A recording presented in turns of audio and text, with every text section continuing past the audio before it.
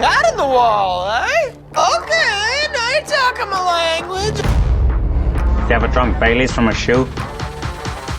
Oh, great. Thanks, Mother, for replacing the baby aspirin with LSD.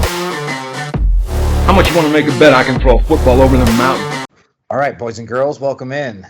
Kneecap's still intact. We had a pretty good week. Well, Haas went 2-3, but Direwolf and me, just Matt, went 3-2 last week. So you can keep following us for these betting picks for college football. Week 2 coming in not so strong though. Kind of a crappy week. Besides the big game of the week, Bama and Texas, Bama and Georgia, Bama and Texas. But this is a Buckeye-centric podcast, so we'll start with the Buckeyes. Oh wait, we can't because they're playing an FCS team, and there are no lines to bet on. Can't get that wrong. Yeah, can't get it wrong. So good job on us. Even though we went 1-1, Direwolf and I, we both had the cover, which didn't happen, but we both really had the under, and that was actually one of our picks, and that definitely hit. But we will start for this week. An old Notre Dame. Nooner against North Carolina State, and a suspicious line, Jason, plus 7.5 for North Carolina State. Yeah. It doesn't seem high enough for how good Notre Dame has looked the first 2 weeks, albeit against extremely bad opposition, but only giving up 3 points in both games and scoring well over 40 in both games. Irish look good, ballsy pick territory, but I'm going with Notre Dame minus 7.5, and that's one of my just match junk. Yeah. I'm right there with you. I think that the line's too good to pass up. Like, I know you guys like to say, well, when it's suspicious, go the other way. I like to just say, if they're giving you free money, might as well just take it, because I think this is just free money, and I think that it's just tough going to NC State on the road. What time's that? That's only like a noon game, though, right? Or what time is it? It's nooner. Yeah, so it's not really scaring me in that regard. So I guess it's their first really true test on the road. So. But I like it. 7.5 points. I don't think it's that hard for them to cover. No, I think they win by at least 10. Yeah. NC State struggled. I mean, it was at UConn, but they struggled last week. So it's not like – that's why it seems weird. Mm-hmm. And, yeah, about the free money, yeah, definitely take your advice, because I looked at that Northwestern line last week, and I was like, man, that's suspicious. Only 5 – it got dropped to 5.5 from 6 against Rutgers. I'm like, that's it. I'm taking them. And about one series in, I was like, oh, that was a mistake. Well, another noon game, and this would probably be the most hyped game of the week besides the Texas-Alabama game, and it's only because of Coach Prime and those Colorado Buffaloes hosting Matt Rule in Nebraska, who pulled a Nebraska last week and blew a fourth quarter lead and lost a close game. Who'd have thunk it? Yeah. Although they did cover it with the plus 7. Only a 3-point spread, though. Colorado minus 3 after beating a top 25 team on the road, and they're now a top 25 team against a Nebraska team that plays a lot of close games but loses all of them. The Direwolf has this as one of his Direwolf's delights, and he's taking Coach Prime minus 3, and I'll roll with that too, because I just think their offense is actually pretty good, and Nebraska's isn't. They're not keeping up with anybody that can actually score. Yeah, I really wanted this game to be at Nebraska, and even if it was like Colorado, in any regard, I thought Nebraska could maybe pull the upset at home. I just think this is like their first really chance to. This is Colorado's first chance to see this. Their stadium's going to be packed. It's going to be nuts. There's going to be a lot of emotion, even coming off of that emotional roller coaster last week. I think this could teeter on blowout territory for Colorado and just show Matt Rule maybe needs a little bit more time to marinate as a coach. I mean, he's been a coach for a long time. I don't know about that, but I think he needs some more time. He's already built 2 crap programs into good programs in the NCAA. My point exactly. He will get them turned around, but it's not yet. Not against Coach Prime. Another nooner that you picked, so I'm going to let you talk about it. Utah playing against Baylor, who had a legendary upset against them by Texas State last week. It's at Baylor. Utah 7.5-point favorites. Who'd you end up taking in this? You took Utah, right? Yeah, I'm taking Utah. This is a big cover week for me. I like these big favorites. They're only touchdown favorites that I'm taking. But Baylor's quarterback, last time I checked, is going to be missing like 3 weeks. And they lost last week to a really terrible school. I just think it shows. And Utah showed me a lot of promise, even though I think Rising's probably going to miss another game. And their quarterbacks that they can roll out there. It just shows that they've recruited very well. And now they're getting even more talent in, showing that this success is meant to really carry forward. Well, they got the system, baby. They got the system for sure. Urban started it, right? Yeah. Yeah. Yeah. Kyle Willingham just cleaned up the scraps. Yeah, there's a lot of 7.5-point spreads this week, which are scary. The hook is there, but it's kind of interesting. Moving on to the 3:30 part of the slate, though. Ole Miss and Tulane, the only other top 25 matchup this week, and you picked this one as well.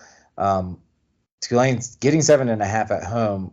Ole Miss beat the piss out of a FCS school last week. Like they scored 73-7, I think was what it was. But Tulane, this seems like I like that hook. I like the half point in that one. Yep. And I'll take them, but they're not one of my picks for the week. Yeah, they're one of my big old picks this week because of that hook, and they're at home. So I just think that it's kind of like this. There's been a lot of these last few years, but I think UCF started the hype train with these smaller schools not getting the respect, and then it was Cincinnati, and I think Tulane probably can't get enough hype to make the playoff this year. But I think they've got like a lot of people are raving about the talent that they've got, and I think that they maybe have a chance to test Ole Miss at home and maybe not win, but I think they got enough to cover. Yeah. Another Big Ten slate, the Cy-Hawk Trophy. El Assico is what they call the game on Reddit because the game's always ass. Iowa and Iowa State. Yeah. Care to guess what the over-under is on this game? And the Direwolf took the under on this. It can't be more than like 38. 36. That is a low-scoring game. Yuck. But that's what this game's been. It's only a 4-point spread both ways. But over-under, I mean, it almost seems impossible to get that low. So it was 36.5 when he picked it. It's down to 36 now. Keep going under, baby. 10-7. Did you see who else is going to be at the game? No, who? Mr. 45. Archie? No. Donald J. Trump. Oh, 45 will be there. Why are we talking? No, he doesn't get on this podcast. Well, you said it's El Assico, and there we go. Just keep No, just no. All right, moving on to speaking of pieces of shit, Michigan at home in the toilet bowl, hosting UNLV as 37-point favorites. Over pick here for the Direwolf as well, as he went under the 58. You know, they didn't. They cost me last week, I'll say, because I thought they would cover pretty easily against East Carolina, and they were well on their way to doing it, and then just took their foot off the gas completely in the third quarter when they were up 30 with like 10 minutes left in the third quarter. So, yeah, this is a line I'm probably staying away from because of the way they've played last week, but I'm with them. I don't see how, unless they decide to score a lot this week, I don't see UNLV doing much against them. I stay away from these games. There's just, doesn't have me excited at all. No arousal whatsoever. No. Their slate in the pre-conference portion of the schedule is trash because they are trash. A not trash game, at least last year, Appalachian State traveling North Carolina at 5:15. Carolina 19-point favorites. I think you had them at 18.5. I mean, but you took App State. But hey, I'll give you the extra half point there. Yeah. It was a great game last year, like like a 65-63 or something stupid like that. Mm. And North Carolina's coming off a big game last week, a nice win against South Carolina, but it could be a little letdown area. Yeah, that's what I'm thinking here. I think they're overlooking to kind of starting in the ACC, and I'm really liking this App State. Just there's a lot of points there. If it was single digits or 10 or 11, I probably wouldn't, but then there's enough there enough juice for them to kind of stay close throughout most of the game, and then fourth quarter maybe North Carolina pulled away a little bit, but I like App State to cover there with 19. I think I like the 19 too there. I do, because this has definitely let down territory. But I don't know, because they shouldn't let down against the team that gave them such a game last year, but that could easily see them. Mac Brown, it's tough to get those freaking kids to play 2 weeks in a row. Yeah. All right, we'll get down to the big nitty-gritty, big game of the week, 4 versus 11. Quinn Ewers traveling to Bryant-Denny Stadium to play Saban. Bama looked really good last week, even though I've been crapping on them in the offseason. That run game was nasty. Texas didn't play great against Rice, but, I mean, they win 37-10. They win going away. They're getting 7.5, which isn't a huge amount, so it's not a scary line to me. I'm going to take Bama, roll damn tide. I'm going to say by at least 20. I feel like this Saban may have been able to work his magic in the offseason and press the right buttons to get them into the machine he wants them to be.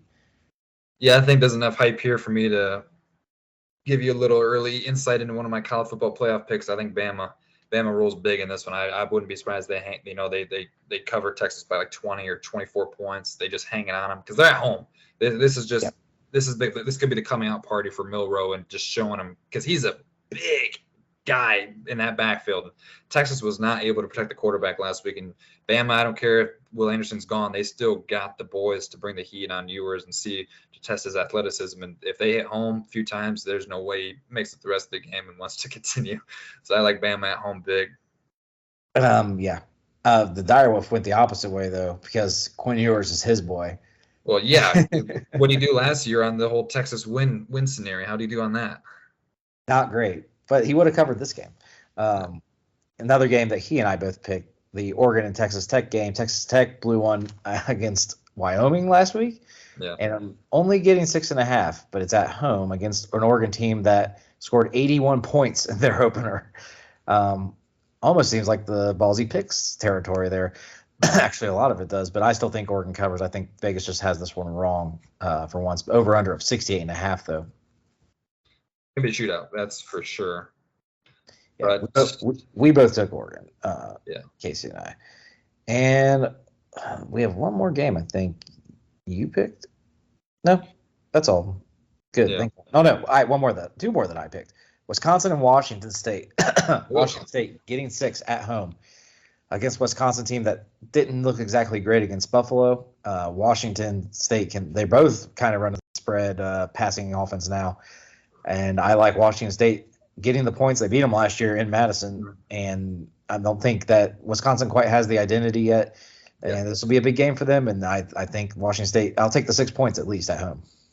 Yeah, no, I agree. I just think that there hasn't been enough time yet. Fickle needs a little bit more time to clear his system in here and develop the guys. And at home, Washington State should cover that.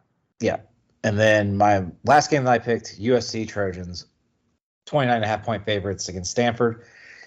Stanford just played at Hawaii last week, and they're not that good to begin with. They won out there, but Hawaii's terrible.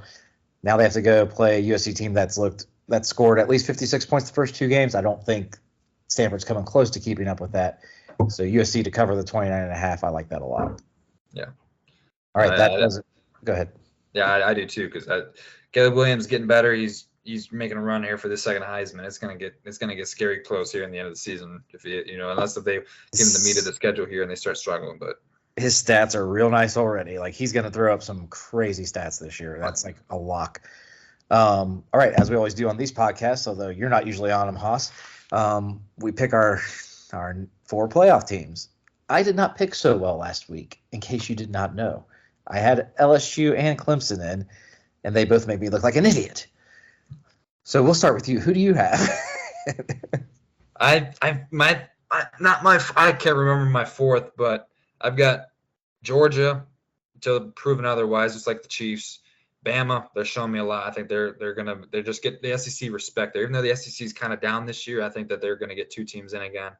I've got Penn State because I think they're the best in the Big Ten, and they showed me with that West Virginia game, their offense, if they get a little bit more time and gelling and cohesion, they could be pretty hard to stop even for Michigan and Ohio State. And then the 4th team is USC. I just think that Caleb Williams and Steph, they've got maybe a little chip on their shoulder, something to prove. And I'll throw in there, I'll let you pick yours, but there's something cooking in the Pac-12. Yeah, Pac-12 is too good, I think, is actually why I'm not picking USC. Yeah. I think they're going to there are some offenses in the Pac-12, but that's what's been happening in the Big 12 for years, and nobody's been able to come out of there. So I had Penn State, and I still do as well, and Georgia as well. Georgia because of the schedule, too. Mm-hmm. And Penn State, Drew Auer looks like a first-round pick. Like that's what a first-round pick looks like, the way the ball comes out, the way the decisions he made. They'll come into the Ohio State game with the advantage at quarterback for the first time in a long time, like since 2011. With an Ohio quarterback. Yeah, with an Ohio quarterback. Freaking Quinn Ewers. But I'm going to add Bama in there because, they look like the real deal. Sorry, LSU pick. That was a flight of fancy from me that I regret now. And I guess I'll have to go with Florida State because I don't think Clemson's beating them the way Clemson's looks, and the rest of their schedule isn't that daunting. So, compared to the Pac-12 teams that are going to be feasted, like it's going to be a shootout every damn week there. It's going to be awesome to watch as long as you like offensive football. So I'm going to take Florida State to make it, and those will be the 4 until 2 of them lose this week. This is the first year that I think the SEC's only got Georgia and Bama. I'm not like LSU's already got the loss, and the other. I mean, maybe Tennessee if they can kind of get, but I'm not really seeing anybody else that can make a threat for the college football playoff. I'm not really liking Ohio State right now, and Michigan is very likely to possibly make it, or Penn State. I just don't think neither one of their non-conferences can hold up to get them in, and the rest of the Big Ten sucks. But the Pac-12, if everything is be a lot. But I think they could get 2 teams in if they have all these teams run the table. They're going to beat each other up, I know. But with Colorado making this statement and then boost, they've got 6 teams in the top 25. If they keep elevating their numbers, and the ACC kind of has Florida State maybe stumble across somebody like the ACC team normally does, Pac-12 could sneak 2 teams in, and that would be kind of, because they're going to be a lot of fun to watch already. We've already had a lot of fun. So I really want them to get 2 teams in, but it's going to take a lot of work. But I'm not counting it out. Oregon, Utah, USC, Washington. Okay, throw Colorado, Oregon State in there. Yeah. They're all, I don't think Colorado's a legit threat because their defense. No, they're not, but it's still something to boost up their strength of records and strength of schedules, because they all have respectable non-conferences that they've at least tried to, compared to Michigan. Whereas if Michigan loses to, Penn State and then they're struggling to get in at the end, I don't think they've got something to boost them up. No, that's true. All right, but that'll do it for this week. We will see you guys again. Like us, subscribe. Don't follow us on X. And we will see you guys next time. Hey guys! Whoa, big gulps, huh? All right. Well, see you later. A rich man's world.